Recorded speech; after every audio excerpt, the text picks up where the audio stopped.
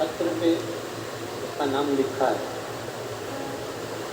उसने नाम तो लिखा है पर हम उस बच्चे का नाम नहीं लेना चाहेंगे। गुरुजी, मोबाइल नंबर भी इस पत्र पर है, मोबाइल नंबर भी है, नाम भी है, और हम नहीं लेंगे उसका। गुरुजी, मेरे जीवन की एक घटना में वर्णन करना चाहूँ।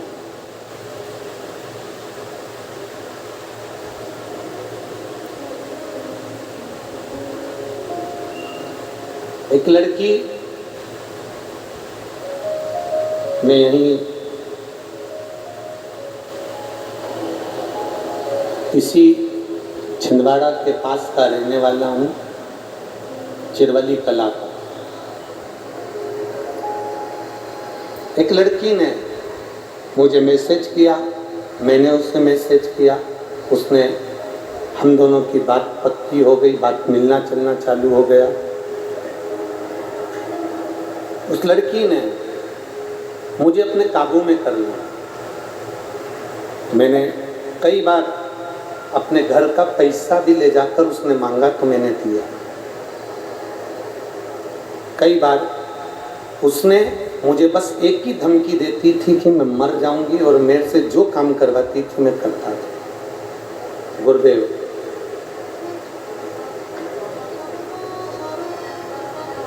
लगभग 1.5 महीने के अंदर उसने इतना परेशान कर दिया कि मैं हताश हो गया। तब मेरी माँ से मेरा चेहरा नहीं देखा गया। मेरी माँ ने मुझसे पूछ लिया, तो इतना खुश रहता था, आखिर तेरे को 1 महीने में ये क्या हुआ? मैंने अपनी माँ को सब कह दिया। गुरुजी, आप कहते हो ना कि माँ गुरु होती है तो उसको बताना चाहिए। मेरी माँ ने कहा, तू क्यों चिंता करता है, शिव जी के मंदिर जाना चालू कर दे, कुछ दिन के लिए मोबाइल बंद कर कर भोलेनाथ के भरोसे पटक दे, वो मरेगी जिएगी ये उसके ऊपर। गुरुदेव, मालूम नहीं था कि इतना मतलबी संसार होता। उसने मैसेज किया कि मुझे बात करना है और मुझे 1.5 लाख रुपए की जरूरत है, और तुम मुझे आज ही ला कर दो, नहीं तो मैं मर गई। मेरी माँ के कहने से मैंने मोबाइल बंद कर दिया, और बंद कर कर मैं शिव जी के मंदिर जाना चालू कर दिया।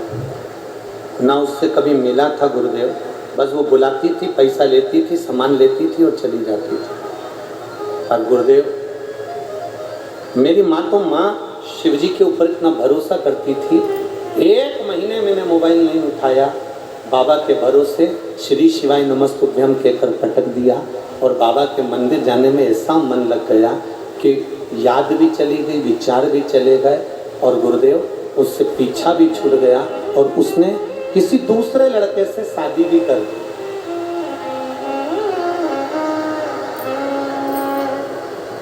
ये हमारे जीवन का पहला ऐसा पत्र आया, जब से कथा कर रहे हैं तब से।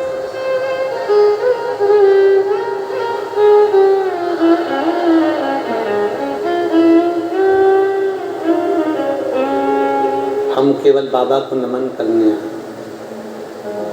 जिसने पत्र लिखा होगा वो बैठे होंगे।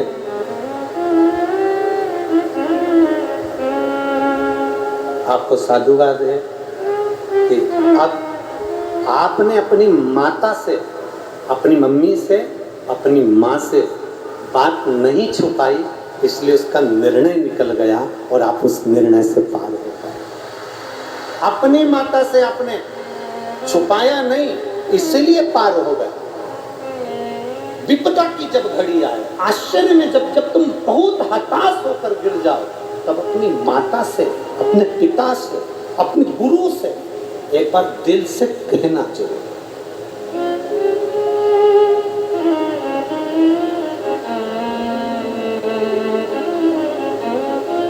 बहुत आज के जमाने में मोबाइल पर बहुत फ्रॉड हो रहा है।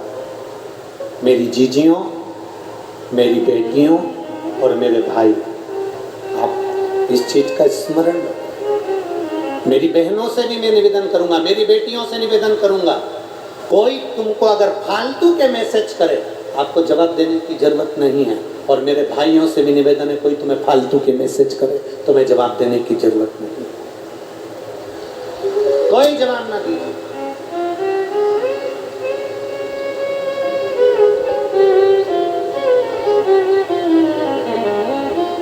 कई लोग, कई ऐसे संसार में लोग हैं हमारे नाम से भी फ्रॉड कर लेते हैं। हम सीहोर वाले गुरुजी को पहचानते हैं, उनसे हमारी पहचान है, उनके साथ हमारा फोटो है, हम तुमको मिला देंगे, तुम हमको इतना पैसा डलवा दो, हम सीहोर का रुद्राक्ष तुमको दे देंगे, तुम हमको इतना पैसा डलवा दो। हम फिर निवेदन करना चाहेंगे, सीहोर का रुद्राक्ष सीहोर की धरा से, कंकर शंकर की भूमि से लाइन से लगकर मिल जाता है, और वहाँ से उस रुद्राक्ष को तुम लेकर आओगे तो तुम्हारी झोली भर जाएगी।